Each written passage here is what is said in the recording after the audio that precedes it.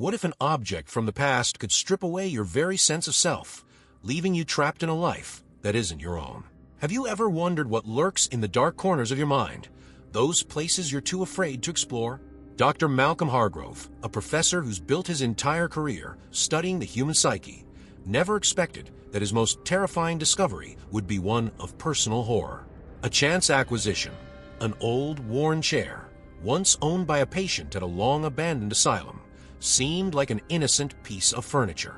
But from the moment he brought it into his home, his life began to change in ways he couldn't explain nor control. Forgotten moments, twisted memories, and visions that seemed too real to be mere dreams began to plague his mind. As the chair settled in the corner of his office, it radiated an unsettling energy. It was subtle at first, just a faint coldness in the air around it, a creaking noise that echoed too loud in the silence of the night. The leather, cracked with age, seemed to whisper when no one was around, as if the chair itself carried the weight of the lives it had touched. Malcolm, always rational, dismissed the strange feelings as tricks of an overworked mind. After all, he was a man of science, grounded in logic. But there was a creeping dread he couldn't shake, a constant pull to sit in the chair, to experience whatever it held. And soon, the chair began to consume his every thought. What happens when you lose control of your mind?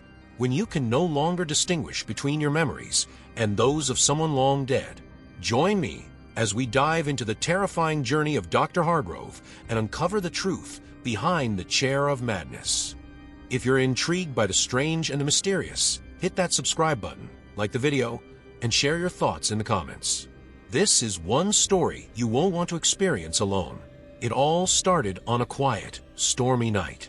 The wind howled outside, rattling the windows of Dr. Malcolm Hargrove's study as he sat down in the chair for the first time. The room was dimly lit by a single desk lamp, casting long, eerie shadows across the walls. As he leaned back, sinking into the aged leather, the creaking of the chair felt more like a groan, a sound too organic, too alive. His eyes grew heavy, his body lulled into a strange calm. But the moment his consciousness drifted, the calm shattered into a vivid, disorienting nightmare. At first, it was subtle. The familiar scent of old books and the faint mustiness of the room were overtaken by an acrid, metallic smell, like rusted iron or dried blood.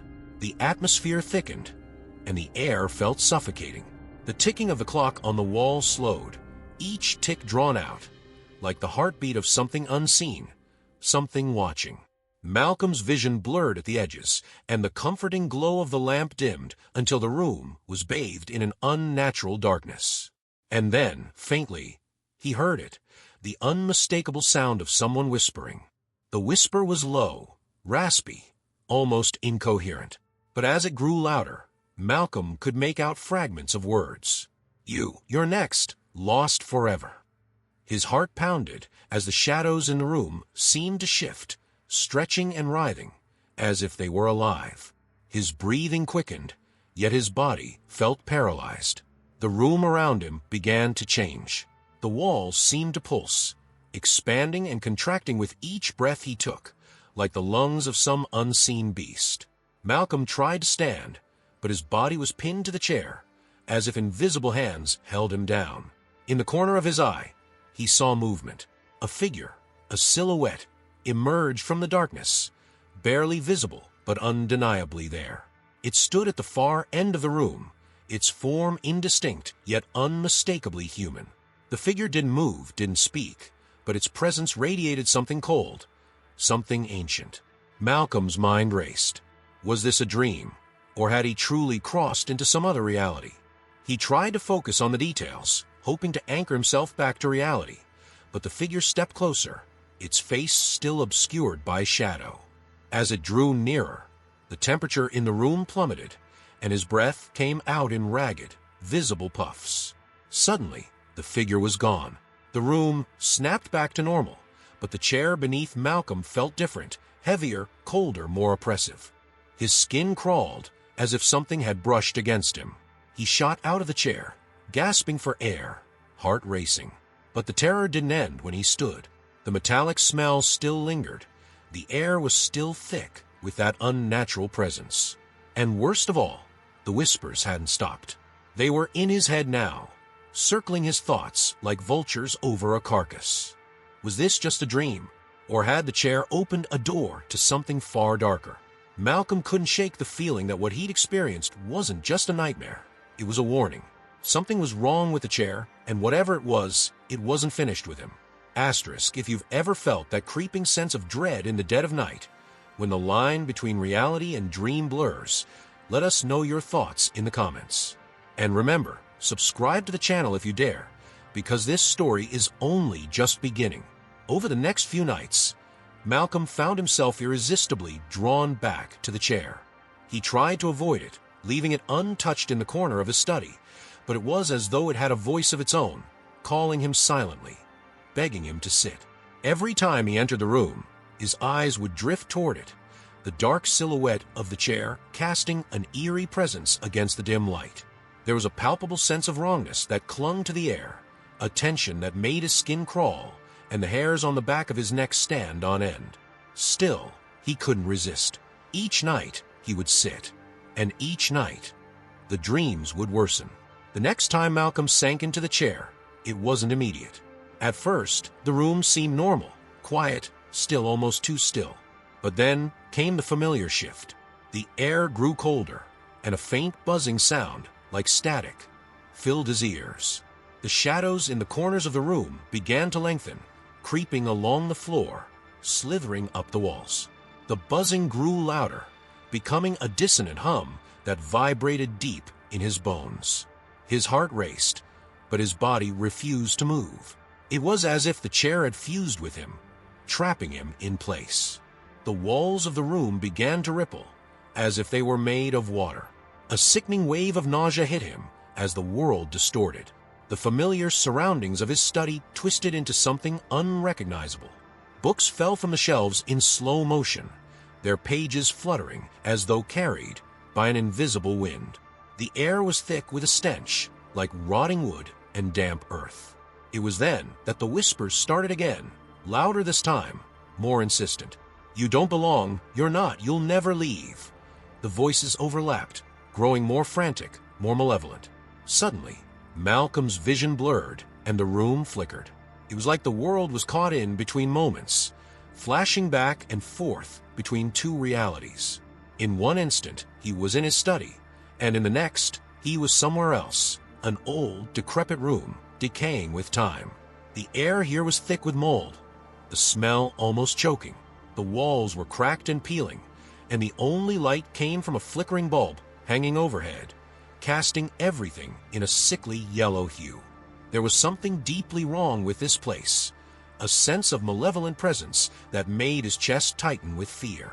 In the corner of the room, the shadowy figure from his dreams stood again, motionless, its face still obscured. Malcolm's breath caught in his throat. The figure moved this time, slowly, deliberately, toward him. Each step echoed in the silence, louder than it should have been, like the very room was amplifying its approach. He tried to scream, but no sound came. His body was frozen, held captive by the weight of the chair, as if it had become part of him, or perhaps he had become part of it. As the figure approached, Malcolm noticed something horrifying. Its shape was becoming clearer, more defined. It was no longer a faceless shadow, but something human, yet not quite. The skin was pale, almost translucent, stretched too tightly over its bones, and the eyes, black, hollow voids that seemed to swallow the very light around them. There was a terrible familiarity to the face, one that chilled Malcolm to the core. It was his own. The figure stopped inches from him, its breath cold against his skin. In the dim light, Malcolm could see the faintest of smiles curling at the edge of its lips, a grotesque mockery of life. "You took my place," it whispered, the voice barely audible, yet deafening in his mind. "Now, it's your turn." Malcolm's heart thundered in his chest, his mind racing with terror and confusion. What did it mean? What was this thing? But before he could even begin to comprehend, the room flickered again, and he was back in his study, gasping for air. But something was different now. The shadows were still there, lingering just beyond the edges of the light. And the whispers, they hadn't stopped. They were in the walls, in the floor, in the very air he breathed. Malcolm stood up, shaking, and looked at the chair. It seemed darker, heavier, as though the very wood had absorbed something foul. And then he noticed something that made his blood run cold. There, on the armrest, carved deep into the wood, were the words, "He's waiting." What would you do if the boundaries between reality and nightmare began to blur? If the life you thought was yours was slipping away into the hands of something else? Leave your thoughts in the comments, and make sure to subscribe and like this video, because the true horror of Dr. Hargrove's story is only just beginning. The next night, Malcolm's descent into terror reached its breaking point. He hadn't intended to sit in the chair again, but it seemed to have an undeniable pull on him. As he paced around his study, desperately trying to focus on his work, his eyes kept flicking toward the shadowy figure of the chair in the corner. It felt alive, its presence growing heavier by the hour. It was as if the chair itself was watching him, waiting for him to give in. Exhausted and unable to resist any longer, Malcolm finally gave in, lowering himself into the chair once more. This time, the shift was immediate. The moment he sat, the world around him seemed to snap, like a fragile thread that had been pulled too tight. The room plunged into darkness, and Malcolm found himself in that decaying asylum once again, the smell of mildew and rot suffocating him. The air was thick, oppressive, and the sound of dripping water echoed somewhere in the distance. He could feel the coldness of the floor seeping through the soles of his shoes. This place wasn't just a dream. It felt more real than his waking life. Suddenly, a low, guttural sound broke the silence. Malcolm's heart raced as he turned toward the noise, his breath catching in his throat. In the corner of the room, a figure sat in an old wooden chair, identical to the one he now occupied. The figure's head was bowed, its hair lank and matted, obscuring its face. The room was dim, but Malcolm could see its chest rising and falling with labored breaths, each one accompanied by a wheezing rasp that filled the air with dread. Malcolm tried to move, to stand up, but he was frozen in place, bound to the chair as if it had grown roots beneath him. His pulse thundered in his ears as he strained to see the figure more clearly. Slowly, the figure lifted its head, revealing a face twisted with agony and madness. The skin was pale and waxy, stretched tight over the bones, and the eyes, oh God, the eyes, were black, bottomless pits that seemed to devour everything in their gaze. It was a reflection of Malcolm himself, but distorted wrong. This wasn't just a vision. This was him, or what he was becoming. The figure's lips moved, but no sound came at first. Then, a whisper so low it was barely audible. "You are me." Malcolm's stomach churned with fear as the words sank in. The figure in the chair was him, but from another life, another reality. The implications were horrifying. Was this chair not just a gateway to the past, but a conduit to another version of himself? Was he slowly losing his identity to this other Malcolm, this tortured soul trapped in an endless loop of insanity? Without warning, the figure lunged from the chair, moving with unnatural speed, its hands reaching out to grab him. Malcolm's scream was caught in his throat as the figure's cold fingers wrapped around his wrists, pulling him deeper into the nightmare. He struggled to break free, but the grip was like iron, unyielding. The walls of the room seemed to close in, the ceiling lowering, the air growing thicker as the shadows swallowed the light.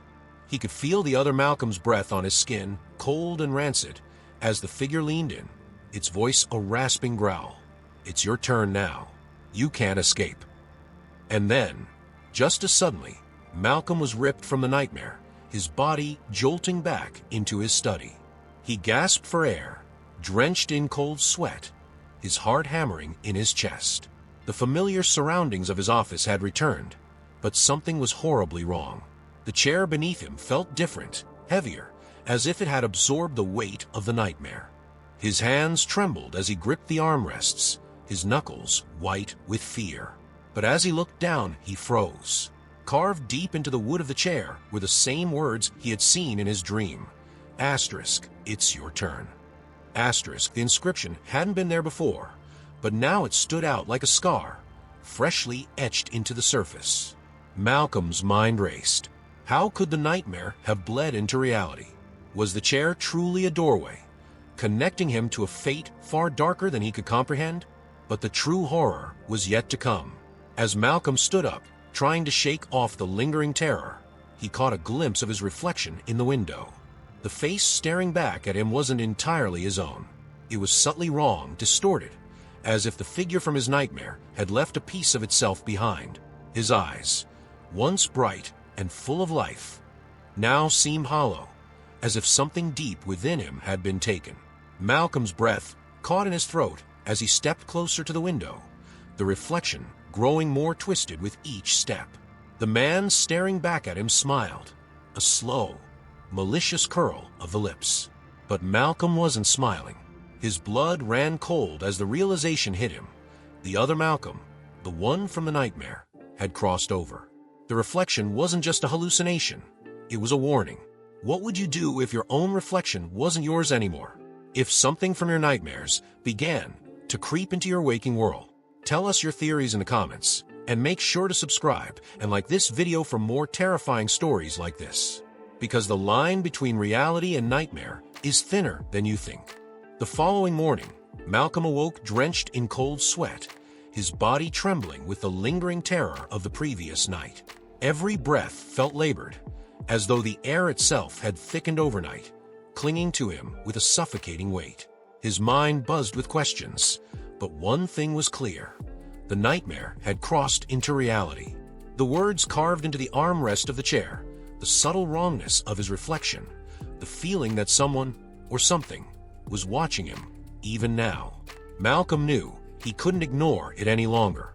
He had to find out the truth about the chair.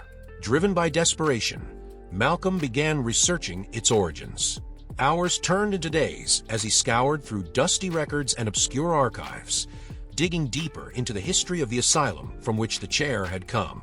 Every file he uncovered painted a more disturbing picture. The chair had once belonged to Jacob Crowley, a patient notorious for claiming that he was not himself, but rather a host for multiple lives. Crowley had insisted that every time he sat in that chair, he became someone else, a different person, from another time or place.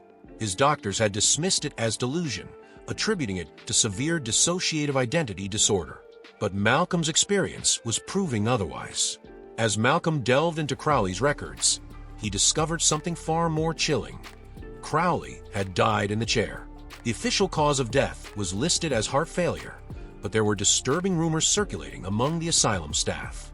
Some believe Crowley's mind had been consumed by something far more sinister, that the chair had trapped his consciousness, leaving his body an empty shell. One nurse's journal mentioned that, after Crowley's death, strange occurrences began happening around the chair. Other patients would avoid it at all costs, claiming they could hear Crowley's whispers, warning them of the chair's power. The deeper Malcolm went into the investigation, the more he realized that Crowley's experiences echoed his own. There were eerie similarities between the visions Crowley described and Malcolm's own nightmares. The same twisted shadows, the same decaying rooms, the same feeling of being watched by something just out of sight. The final piece of the puzzle came in the form of an old photograph he found buried deep in the asylum's archives. The image was black and white, grainy, but unmistakable. Crowley, sitting in the chair, his face gaunt and hollow-eyed, staring straight into the camera. But it wasn't just Crowley's expression that sent a chill down Malcolm's spine.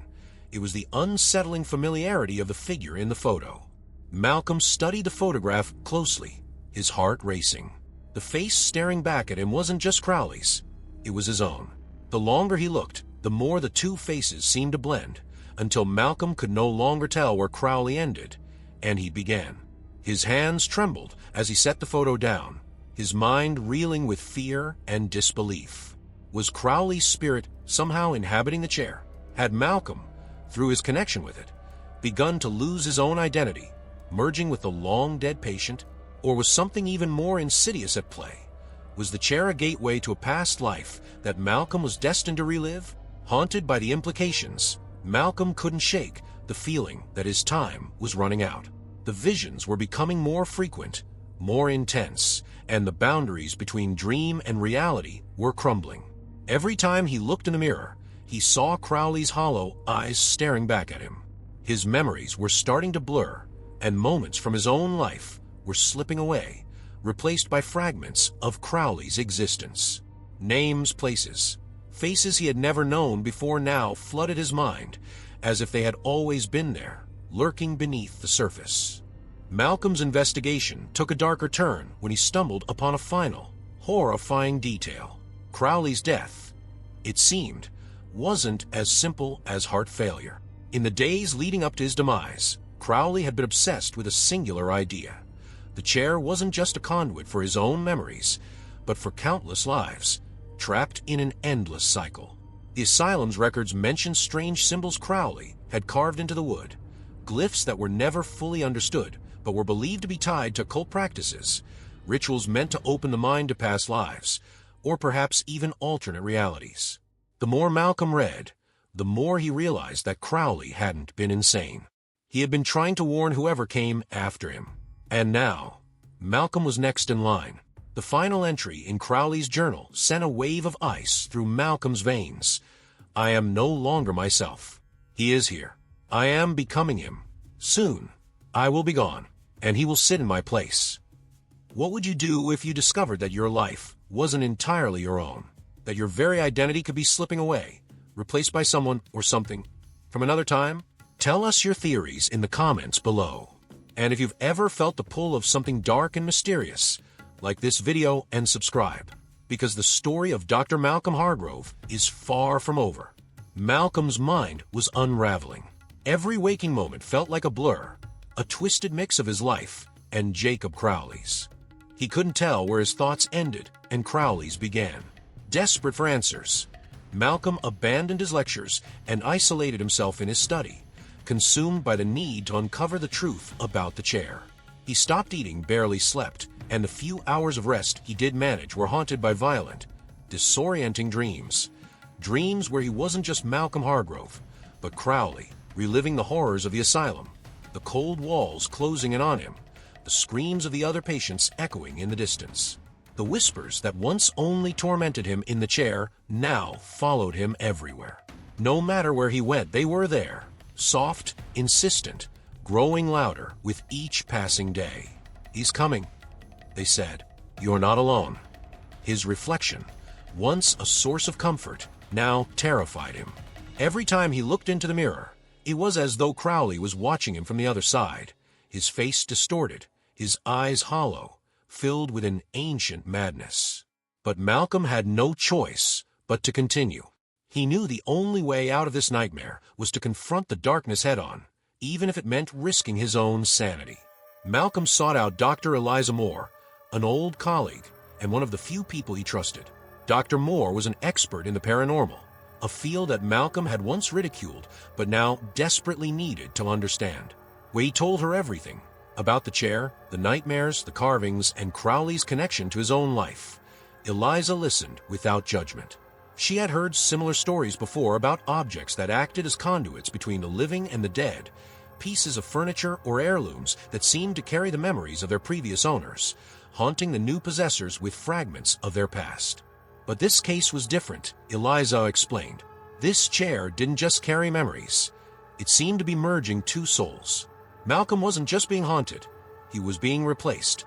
She warned him that the more he used the chair, the more Crowley's identity would take over, and soon, Malcolm would be lost forever, nothing more than a vessel for Crowley's broken mind.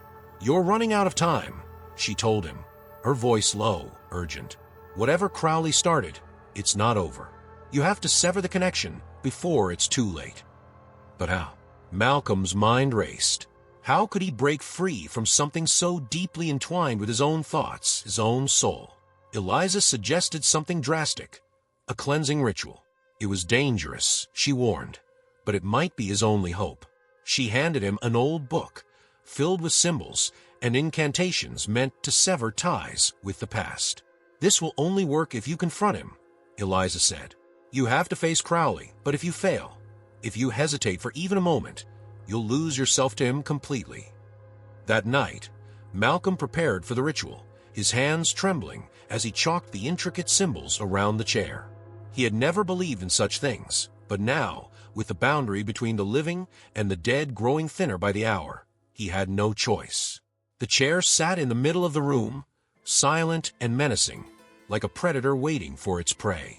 The air was thick with tension, and the shadows seemed to gather around the chair as if it was drawing in the darkness itself. Malcolm sat down in the chair one last time, the ritual book open in his lap. The moment his body touched the leather, the room seemed to contract, the walls closing in, the temperature plummeting. His breath came out in ragged gasps, each one visible in the freezing air. The whispers returned, louder than ever, echoing in his ears. He's here, he's watching, but this time, Malcolm wasn't alone. He could feel Crowley's presence, stronger than before, lurking just beneath the surface, waiting for the right moment to take control. As Malcolm began the incantation, the room shifted again. The floorboards creaked, the shadows twisted and writhed, and the air hummed with an unnatural energy. His voice shook, but he pressed on, chanting the ancient words in a desperate attempt to banish Crowley once and for all. But as the ritual progressed, the whispers turned to screams, agonizing, ear-piercing screams that filled the room, drowning out his voice. The chair shook beneath him, as though something inside it was fighting to escape. Suddenly, Crowley's voice cut through the chaos, clear and sharp. "You can't get rid of me, Malcolm," it hissed, the words dripping with malice. "I am you, and soon you'll be nothing more than a memory." The figure from Malcolm's nightmares appeared before him, its form flickering like a glitch in reality. Crowley's face was distorted, his eyes black as voids, his mouth twisted into a grotesque smile. He reached out toward Malcolm, his cold fingers brushing against his skin. Malcolm's heart pounded in his chest as he realized what was happening. Crowley wasn't just trying to take over his mind. He was trying to drag Malcolm into his world, to trap him in the same nightmare he had been trapped in for decades. The air grew thick, suffocating, and the room began to blur around him, the line between reality and the nightmare world breaking down. Malcolm was on the verge of losing himself, of becoming Crowley, just as he had feared. Would you be able to face the thing that's slowly taking over your life, knowing that failure means losing your very identity? Let us know what you would do in the comments. And if this story sent chills down your spine, don't forget to like and subscribe. The true horror of Malcolm Hargrove's story is far from over. The room had become a living nightmare. The walls, once solid and familiar, now bent and warped like something from a fever dream. Dark shadows crawled across the ceiling, writhing and whispering in a language Malcolm couldn't understand. His breath came in ragged gasps as he sat, frozen in the chair, his hands gripping the armrests with white-knuckled terror. Crowley was here. His presence was suffocating, filling every corner of the room. The temperature had dropped to a bone-chilling cold, and Malcolm could see his breath misting in the air as the darkness around him deepened. From the corner of the room, Crowley emerged, no longer a mere shadow, but a fully formed figure, his pale skin stretched tight over gaunt bones, eyes black as voids, gleaming with malice. He moved with unnatural slowness, his movements deliberate, as if savoring the moment. "It's over, Malcolm," Crowley hissed, his voice raspy and thick with menace. "You fought long enough, but now it's time. You'll take my place, and I'll take yours, just as I did before." Malcolm's heart pounded in his chest, the weight of those words sinking in. This wasn't just about possession. It was a cycle. Crowley had been a man once, just like Malcolm, but the chair had consumed him, and now it was Malcolm's turn to be trapped in its endless loop of madness. The chair wasn't just a conduit for the past. It was a prison, a cursed object that had stolen the souls of those who sat in it.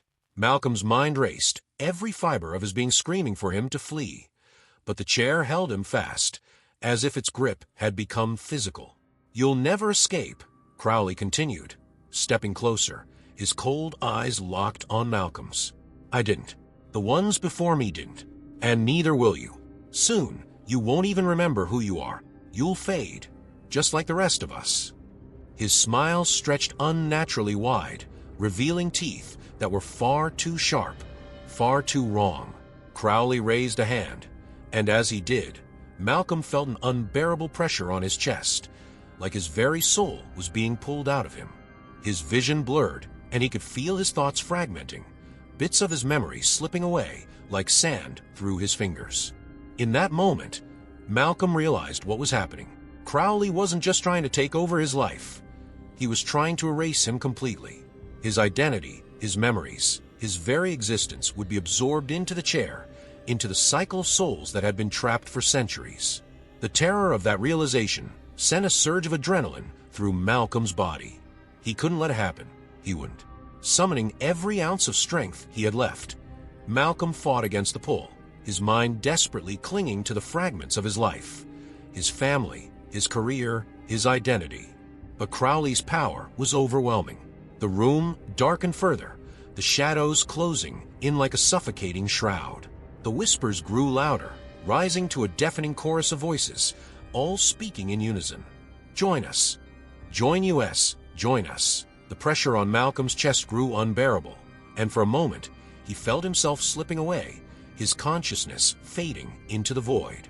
But then, out of the darkness, a single, clear thought pierced through the chaos. Eliza's ritual. In a final, desperate act, Malcolm grabbed the book of rituals he had placed on the floor beside the chair. His fingers fumbled through the pages, the words blurring as the darkness threatened to consume him. But finally, he found the passage, an incantation meant to sever the ties between the living and the dead. His voice shaking, Malcolm began to chant the ancient words, his voice barely audible over the cacophony of whispers and Crowley's taunting laughter. As the incantation filled the room, the shadows recoiled, hissing in anger. Crowley's form flickered, as if he was being pulled away, forced back into the void. "No." Crowley roared, his voice now distorted, filled with rage and desperation. "You can't escape me. You'll never escape." But Malcolm's voice grew stronger, the incantation flowing from his lips like a lifeline. The pressure on his chest began to lift, and for the first time, he felt the chair's grip loosening. Crowley's form began to dissolve, his once solid figure now a mass of swirling shadows. His face twisted in fury, but there was nothing he could do as Malcolm's chant reached its climax. With a final, ear-piercing scream, Crowley vanished, the darkness around him sucked into the chair like a black hole. The room was plunged into silence. Malcolm sat, gasping for breath, the cold air still heavy around him, but no longer suffocating. The chair was still beneath him, but it felt different, lighter, as if the malevolent force that had haunted it for so long had finally been purged. But as Malcolm stood, his body trembling from the ordeal, he caught sight of his reflection in the window. His heart stopped. Staring back at him wasn't the same man he had been. His eyes, once filled with life, now had a hollow, distant look. Crowley's influence hadn't been fully erased.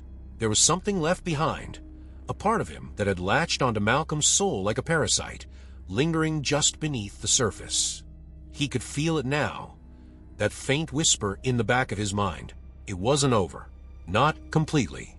As Malcolm stepped away from the chair, the final, horrifying truth settled in. The ritual had freed him, but only for now. The chair still had its hold, and it was only a matter of time before it called to him again. The cycle wasn't broken. It had merely been delayed. And as he left the room, the last thing he heard was a faint, familiar whisper. "I'll be waiting." What would you do if you were trapped in a cycle of madness with no escape in sight? If something evil latched onto your very soul, just waiting for the right moment to take over? Let us know your theories in the comments below. And don't forget to like, share, and subscribe, because the nightmare of Dr. Malcolm Hargrove is far from over. The days that followed Crowley's apparent banishment were eerily quiet. Too quiet. Malcolm went about his life, trying to return to normalcy, but nothing felt right. The atmosphere around him was different, almost as if the world had shifted ever so slightly, a reality not entirely his own. He He couldn't shake the feeling that something had followed him out of the nightmare, that Crowley's presence, though diminished, still lingered in the shadows, waiting, watching. The chair remained in the corner of his study, untouched, but it seemed to hum with a silent malevolence. Its dark was still cold to the touch. Malcolm avoided the room as much as possible, yet he could never fully escape the pull. Every so often, he'd catch a glimpse of it from the hallway, and the faintest whisper would curl into his ears. "I'll be waiting." His nights were plagued with restless sleep, dreams that were no longer as vivid as before, but filled with unsettling fragments.